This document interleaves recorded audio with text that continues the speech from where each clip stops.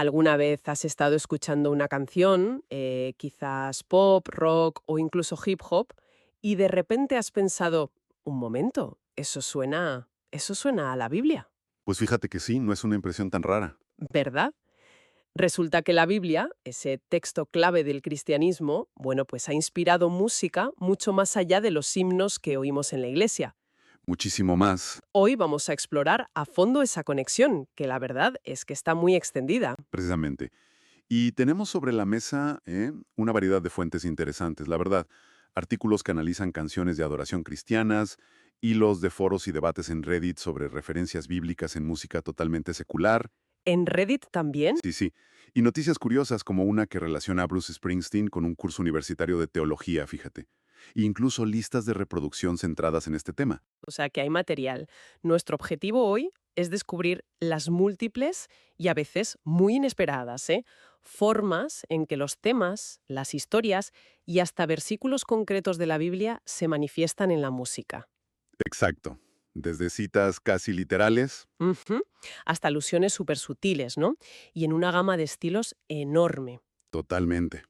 Es una manera de entender mejor la música que nos rodea y también, yo creo, la persistente influencia cultural de las escrituras. Pues venga, empezamos por el terreno más evidente quizás, la música cristiana contemporánea, la de adoración, que bebe directamente de la Biblia. Vale, perfecto. A ver. Ok, vamos a desgranar esto. Las fuentes, como un artículo de Worship Online, apuntan a algo fundamental. Para la fe cristiana, la Biblia es el cimiento. La adoración también lo es. Así que, bueno, combinar ambas parece lógico que crea algo potente, ¿no? Claro, es que es la base. Y hay muchísimos ejemplos de esto. Muchísimos. Sí. Sin duda. Piensa en Your Word de Hillsong Worship. La letra conecta directamente con el Salmo 119, versículo 105. Lámpara es a mis pies tu palabra y lumbrera a mi camino. Un clásico. Ese es un clásico, sí. Pero no se queda ahí, ¿eh?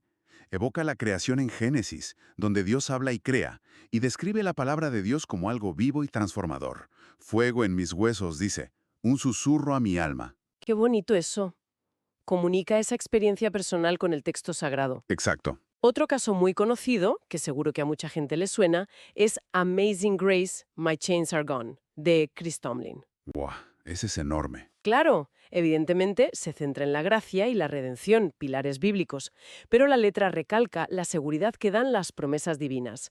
Su palabra asegura mi esperanza. Mm, Y claro, se basa en el himno clásico Amazing Grace, cuyas raíces, bueno, se pueden trazar hasta la experiencia del autor, John Newton, y versículos como 2 Corintios 12:9, Mi gracia te basta, o Lamentaciones 3:22-23 sobre la fidelidad de Dios. es que tiene capas y capas de historia detrás. Y para una inmersión directa en la imaginería bíblica está Revelation Song, que popularizó Cary Job. Ah, sí. Las referencias al libro del Apocalipsis son explícitas. El coro celestial cantando Santo, Santo, Santo, que aparece tanto en Apocalipsis 4.8 como en Isaías 6.3. Que son dos libros distintos, ojo. Eso es. Y la figura central del Cordero Inmolado. Es como ponerle banda sonora a esas visiones apocalípticas de adoración celestial. Totalmente. Y esto no es solo de ahora, que a veces pensamos en la música cristiana contemporánea, pero himnos tradicionales como How Firm a Foundation Claro. construyen toda su letra sobre la idea de la palabra de Dios como cimiento seguro, desarrollando promesas bíblicas. O Thy Word, de Amy Grant y Michael W. Smith, que es casi una musicalización directo del Salmo 119-105 que mencionabas antes. Exacto. O canciones que buscan resumir las creencias fundamentales, como Creed, de Rich Mullins, basada en el Credo de los Apóstoles, que es en sí una síntesis de doctrinas basadas en las Escrituras. Qué interesante. Lo interesante es por qué es tan importante para muchos creyentes poner música a la Biblia. Claro, ¿qué aporta? Bueno, pues ayuda a memorizar textos clave, eso por un lado. Forja una conexión emocional profunda, yo creo, y refuerza la fe, como anima Colosenses 3:16, ¿no? La palabra de Cristo more en abundancia en vosotros, cantando con gracia en vuestros corazones al Señor, con salmos e himnos y cánticos espirituales. Tiene lógica, facilita interiorizar esos textos. Vale, hasta aquí bien, el mundo de la adoración. Pero aquí es donde la cosa se pone muy interesante, ¿no crees? Ajá. Porque esta influencia bíblica salta a las paredes de la iglesia y aparece en lugares súper inesperados de la música secular. Cierto, cierto. Como se comenta en un foro de Christian Forums, las referencias bíblicas están, bueno, por doquier en la cultura occidental y la música popular no es una excepción. A veces de forma sorprendentemente directa. Totalmente. El ejemplo clásico, que muchas fuentes citan, yo creo que casi todas, es Turn, Turn, Turn, de The Byrds. Sí, ese es inevitable. La letra es casi íntegramente una adaptación del capítulo 3 del libro de Eclesiastés. El famoso pasaje de un tiempo para cada cosa. Ese mismo. La adaptación original, por cierto, fue del cantante folk Pete Seeger. Correcto. Otro caso muy claro, clarísimo, es 40 de U2. Uf, 40. La letra está basada directamente en el Salmo 40. Conocemos la fe cristiana de Bono y otros miembros de la banda, y su música está plagada de imaginería bíblica. Piensa en títulos como Jay-We o canciones como I Still Haven't Found What I'm Looking For. Sí, sí, es verdad. Y una de las fuentes, un hilo de Reddit, destacaba lo potente que resultaba ver a estadios enteros coreando esa letra del Salmo 40 en los conciertos de U2. Miles de personas, sí. Miles de personas, cantando las escrituras, quizás sin ser conscientes de ello. Flipante. Y no podemos obviar el éxito disco de Boney M, By the Rivers of Babylon. Anda, Boney M. La letra proviene directamente del Salmo 137. Aquí lo llamativo es el fuerte contraste entre la melodía, que es súper bailable y alegre, Totalmente disco. y el texto original, que es un lamento desgarrador de los israelitas exiliados en Babilonia. Muestra cómo un texto puede ser reinterpretado musicalmente de formas, bueno, inesperadas. Es verdad, ese contraste es llamativo, pero más allá de estas adaptaciones casi literales, existe todo un universo de alusiones, temas e imágenes bíblicas en la música secular. Y aquí emerge una figura que quizás sorprenda a algunos en este contexto: Bruce Springsteen. Efectivamente. Un artículo de The Guardian reseña un curso de teología en la Universidad de Rutgers dedicado íntegramente a analizar la obra de Springsteen. Un curso entero. Un curso entero. El profesor Azan Yadin Israel apunta algo muy interesante. Springsteen parece recurrir más a la Biblia hebrea, al Antiguo Testamento, que al Nuevo. Anda, mira qué curioso. Y lo hace, según este análisis, de una forma muy particular. Reubica figuras e historias bíblicas en el paisaje americano. ¿Cómo es eso? Ponme un ejemplo. Pues mira, por ejemplo, en Adam Raised the Cain explora la tensión padre-hijo a través del filtro de la historia de Caín y Abel. Vale. O en The Promised Land utiliza imágenes de tormentas casi apocalípticas para hablar del difícil paso a la madurez. Entiendo. Usa el arquetipo, la historia conocida, para hablar de otra cosa más actual. Exacto. Otro ejemplo impactante que se menciona es Into the Fire, escrita tras el 11S, describe a los equipos de rescate subiendo hacia el peligro en las torres, hacia un lugar más alto, dice, evocando la ascensión del profeta Elías en un carro de fuego. ¡Ostras! ¡Qué imagen! Son imágenes muy potentes. Muy potentes. Los temas recurrentes en su obra, según este estudio, son la búsqueda de redención, cruzar el desierto hacia una tierra prometida y encontrar lo sagrado en lo cotidiano. Fascinante cómo trae esas grandes narrativas a la experiencia contemporánea, al día a día americano en su caso. Pero no es el único. Leonard Cohen, en su icónica Hallelujah, Uf, aleluya, claro. más allá del título, hace referencias explícitas al rey David como músico y poeta, ¿verdad? Y a la historia de Sansón y Dalila. Sí, esa clásica narrativa sobre la fuerza traicionada por el engaño. Para explorar temas complejos de fe, deseo, fracaso, bueno, todo lo que explora Cohen. Es que Cohen era un maestro en eso. Saltando a otro género, el hip hop. Coolio abre su Gangsta's Paradise Temazo. con la línea As I walk through the valley of the shadow of death. Directa del Salmo 23. Directa. Es increíble cómo un verso de un salmo milenario sobre la confianza en Dios en medio del peligro se resignifica para describir la vida en las calles de Los Ángeles en los 90. Lentísimo. Una fuente apunta a que Kanye West también usó esa imagen en Jesus Walks. ¿También? Sí. Hay referencias cruzadas. Y a veces son frases hechas que hemos olvidado que tienen origen bíblico, como el título de la canción de Sam Smith para James Bond, writings on the wall. Ah, pues mira, esa no la había asociado yo tan directamente. Pues esa expresión, la sentencia está escrita en la pared, proviene del capítulo 5 del libro de Daniel, de la historia del banquete del rey Belsasar, donde una mano misteriosa escribe su condena en la pared. Anda. ¿Es verdad? ¿Quién lo diría viendo una peli de Bond? Ya ves. O Lou Reed en Perfect Day, que cierra con You're gonna reap just what you sow. Cosecharás lo que siembras. Exacto. Una cita directa de la carta a los Gálatas 6:7 sobre las consecuencias de nuestros actos. Está ahí, al final de la canción. Y el folk rock de Mumford & Sons, su canción Awake My Soul, toma el título del Salmo 57. El líder, Marcus Mumford, viene de un entorno cristiano, ¿no? Sí, sus padres fundaron una rama importante de la iglesia Vineyard, y aunque sus letras pueden ser ambiguas o crudas a veces, Sí, no son siempre claras. exploran a menudo temas de necesidad espiritual, salvación, lucha interior, con un lenguaje que bebe claramente de esa tradición. Se nota la influencia. También el country es un terreno fértil. Una fuente de los foros dice que está repleto de imaginería bíblica o espiritual. Me lo creo. No hace falta listar docenas, pero pensemos en Dolly Parton y su Coat of Many Colors. Claro, la historia de José. Usa la historia bíblica de José y su túnica de colores para hablar de la pobreza, el amor familiar y la dignidad frente a las burlas. Es una preciosidad de canción. Sí, lo es. O Josh Turner en Long Black Train, usando la imagen del tren, tan común en el country, pero aquí como símbolo de la tentación y el camino hacia la perdición frente a la salvación. Entendido, vemos que la lista es larguísima. Entonces, la pregunta clave es, ¿por qué? ¿Por qué tantos artistas seculares recurren a la Biblia? ¿Qué buscan con estas referencias? Es una pregunta con múltiples capas, yo creo. Primero, está la innegable resonancia cultural. En Occidente, estas historias, personajes y frases forman parte del acervo cultural compartido, las conozcas en profundidad o no. Son reconocibles, sí. Exacto, son reconocibles.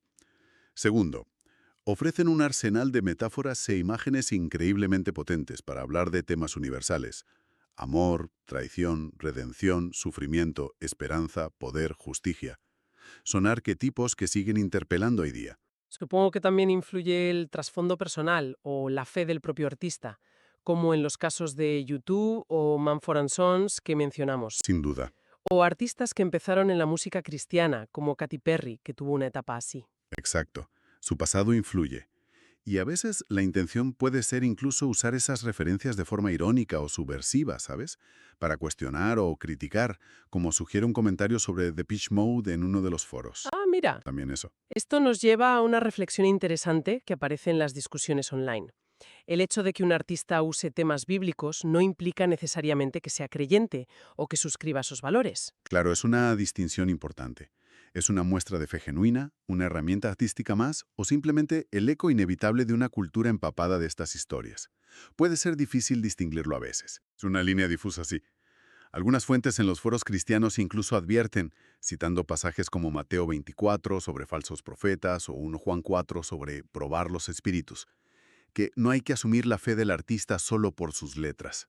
Es un debate complejo entonces sobre autenticidad, intención, recepción, Exacto. lo que nos lleva al tercer punto de nuestra exploración de hoy. Ver el amplio espectro de cómo la Biblia se manifiesta en la música, porque hemos visto enfoques muy distintos. Así es.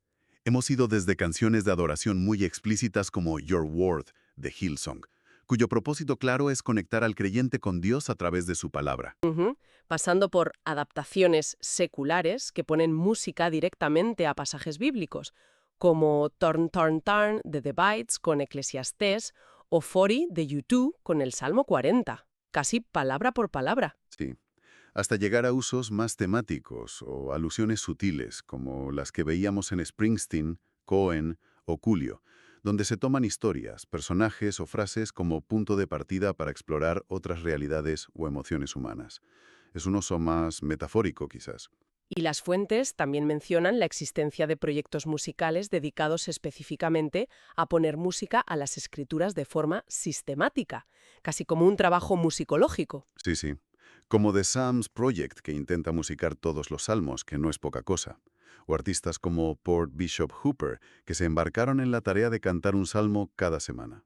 Cada semana, qué pasada. O el proyecto Verses, con bandas como Ghost Ship o Citizens, que también se centran en versículos concretos. Esto subraya la diversidad de intenciones, ¿no? Desde la adoración personal hasta el proyecto artístico casi académico. Y también la diversidad de géneros musicales que acogen estas influencias, desde himnos tradicionales y gospel, pasando por el rock, el pop, el folk, el country, el hip hop. Que ya hemos visto ejemplos de todos esos. Ujú. Incluso el metal, con ejemplos como Metallica, con Creeping Death sobre el Éxodo, o Avenged Sevenfold, aunque bueno, alguna fuente cristiana advierte sobre si este último encaja en sus parámetros de lo que es apropiado. Claro, ahí entran otras consideraciones. Vemos entonces un abanico enorme de formas de interactuar con el texto bíblico a través de la música. Exactamente. Los artistas se acercan a la Biblia desde ángulos muy variados, algunos con clara reverencia y propósito de adoración, otros actúan como narradores, simplemente contando esas historias antiguas, otros la usan como fuente de comentario cultural o para la reflexión personal sobre dilemas universales. Y como decías, puede haber incluso crítica o subversión, usar el lenguaje sagrado para decir algo totalmente distinto. También, Esta amplitud demuestra, creo yo, la influencia tan duradera de la Biblia, no solo como texto religioso fundamental para millones, sino como una fuente inagotable de inspiración y material para la reflexión cultural a lo largo de los siglos y en tantas formas de arte. sin duda. Y es fascinante ver cómo la misma historia o el mismo verso pueden ser adaptados a contextos radicalmente distintos. El Salmo 23, por ejemplo, inspira tanto himnos devocionales como la introducción croda de Gangsta's Paradise. Es verdad, qué contraste. O el Salmo 40, que da pie a la canción de U2, pero también fue versionado por grupos cristianos como DC Talk en otro estilo completamente diferente.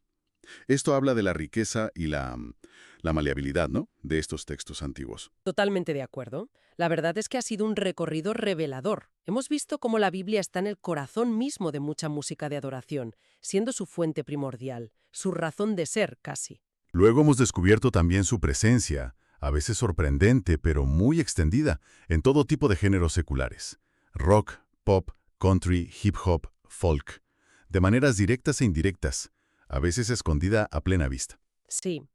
Y hemos analizado las diferentes posturas y formas en que los artistas dialogan con estas escrituras, desde la cita literal y la veneración. Hasta la reinterpretación libre, la alusión temática o incluso, como decíamos, la confrontación o la ironía. Entender estas conexiones, creemos, enriquece la escucha. Nos da una apreciación más profunda de muchas canciones populares, revelando capas de significado que quizás pasábamos por alto. Sí, te hace escuchar con otros oídos. Y también nos ofrece una perspectiva sobre cómo un texto con milenios de antigüedad sigue vivo y generando conversación en nuestra cultura contemporánea. No es algo muerto en un libro. Son esos momentos ajá que buscamos facilitar, ver cómo esas narrativas y palabras antiguas siguen resonando, transformándose y generando creatividad hoy en día. Es bastante alucinante si lo piensas. Si lo es. Y para cerrar, como siempre queremos dejar una reflexión en el aire. Algo para darle vueltas. Una idea para seguir masticando, que surge de todo lo que hemos explorado hoy. Dada esta enorme prevalencia de referencias bíblicas, incluso en la música más secular y en boca de artistas no necesariamente religiosos, como decían esas fuentes, parece que están en todas partes. ¿Qué nos sugiere esto? ¿Qué nos dice sobre el tacto cultural persistente de la Biblia? O quizás sobre la naturaleza perdurable de las grandes preguntas, los arquetipos universales y las narrativas sobre la condición humana que contiene. Esas historias de Caín y Abel, de redención, de búsqueda. Que siguen siendo relevantes incluso en una sociedad que a menudo se percibe como cada vez más secularizada, ¿no? Exacto. ¿Será que la Biblia sigue funcionando, de forma consciente o inconsciente, como una especie de lenguaje cultural compartido? Un código de referencias que, en cierto modo, muchos todavía reconocemos o al menos intuimos, aunque no seamos creyentes o no conozcamos el texto a fondo. Ahí queda la pregunta. Ahí queda.